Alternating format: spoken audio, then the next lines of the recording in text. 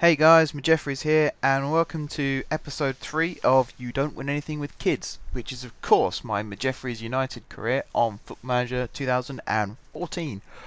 You may have noticed this in the first two videos, but I'm going to say it now in case you haven't, that this is the first time that I've done a football game for YouTube where I've actually done live commentary for. I suppose the simplest reason is I'd end up shouting and swearing a lot if I was doing FIFA and PES with live commentary, but also because it's a lot easier to do it on here because I'm just capturing straight off the desktop, got Audacity on, doing a little bit of recording, and simple. Just match it all together at the end and up it goes. Right. Tactics, that's what we did in the last episode. We looked at tactics, and because of that we're now going to do set pieces. This is, I admit, one of the most tedious parts of the game for me. I hate doing set pieces, but then once you get into the match you see how useful it is to have a decent set piece setup. So yeah, let's go straight into it. We'll start with corners. Attacking corners. We'll have mixed on both sides because you like to shake it up every now and then.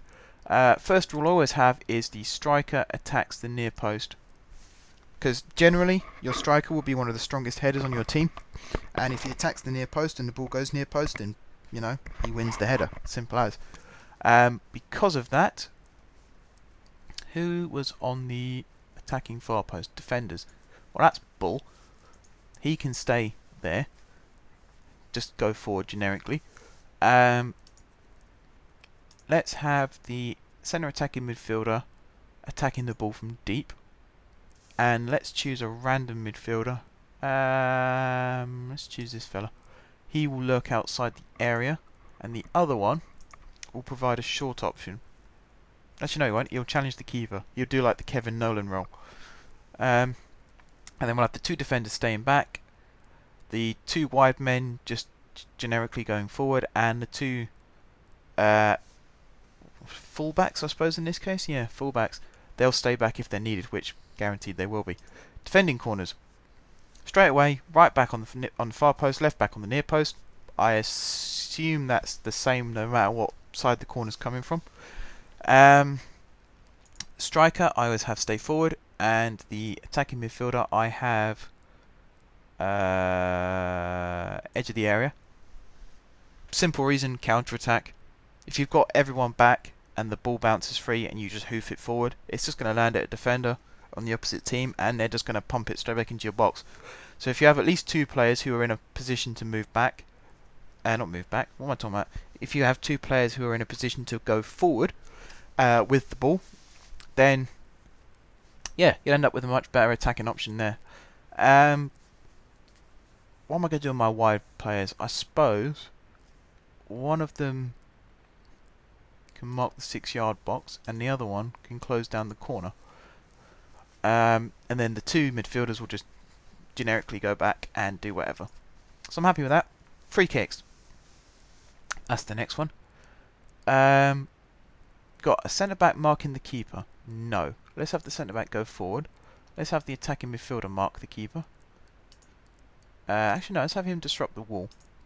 Let's have a player who's not really going to win the ball very much. Let's have him mark the keeper.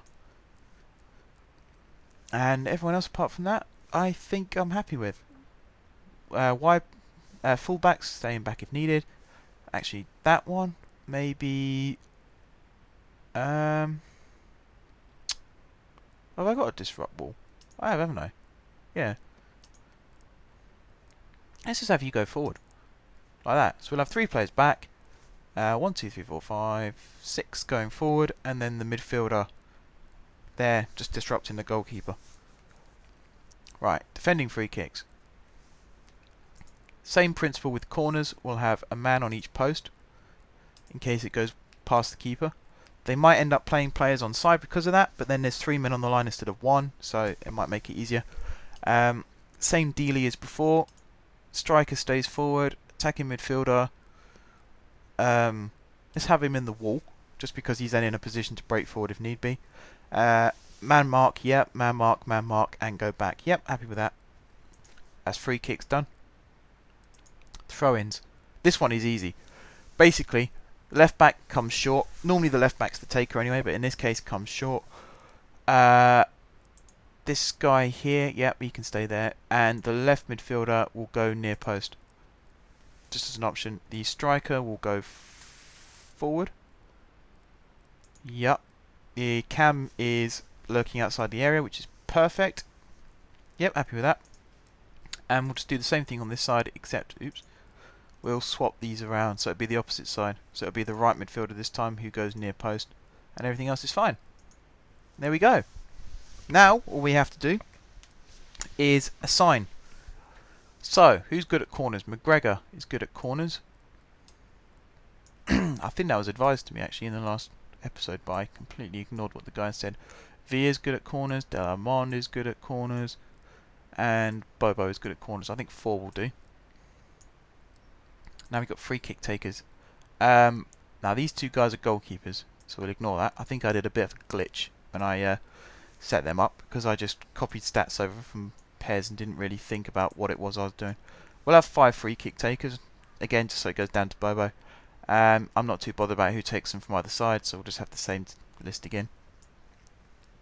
McGregor and Villa, Delamond and Bobes. And Bobes. There we go. Not free kick, throw-in takers. We'll have Klopmas on the left, and we'll have Villa on the right, and then we'll have McGregor on the left, and Delamond on the right. Done.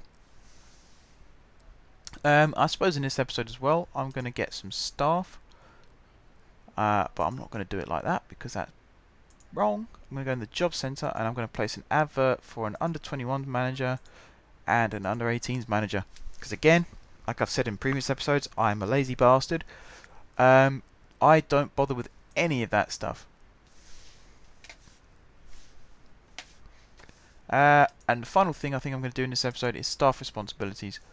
So I don't hire director of football. I'll leave Jessica to do that.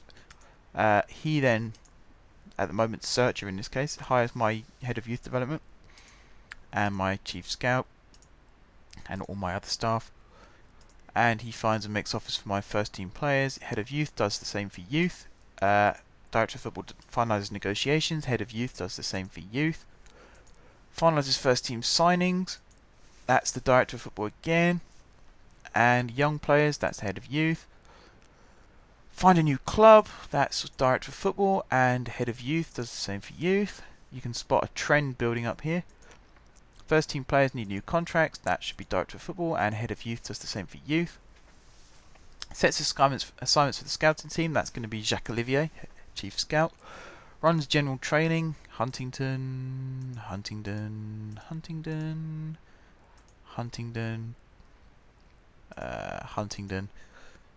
Spot the trend on this one as well.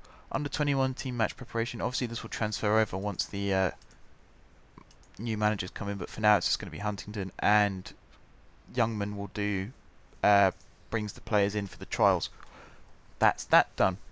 First team, just tick all these boxes because I hate press conferences, I hate friendly matches, I hate giving team talks, I hate pre-match instructions, and I hate just everything to do with that. So all those boxes are ticked.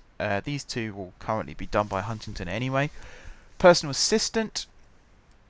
I only want future prospect, or actually no, I only want future prospect players brought to me. Shortlist them for a month because I hate them being on my shortlist for years. Allow them to play against my team if they go on loan because it's an incentive for people to actually get them in. And 50% wages because they're only on a £5 a week at the moment, so £2.50 a week. I'm sure any team can afford that. Right, that's that one done. So I'm going to save this quickly because I realised I haven't saved this since I actually set it up. And then we'll call it a day for this episode as well, guys. So yeah, hopefully you guys enjoy this series. I like to do things not by the book, so I know there's a few series going around at the moment like Barcelona and Chelsea and Arsenal and Man United, but I'm hoping that building my own team from scratch, you might say I have a bit of an unfair advantage in that some of my players have got really good stats, but like I said, it's just a direct transfer from Pez, so I didn't actually set the numbers, I just copied them over. I didn't even make them on Pez, the players already existed, I just changed the names and things like that. So yeah, basically I'll see you guys in episode 4. Thanks for watching, and until next time, I will see you soon.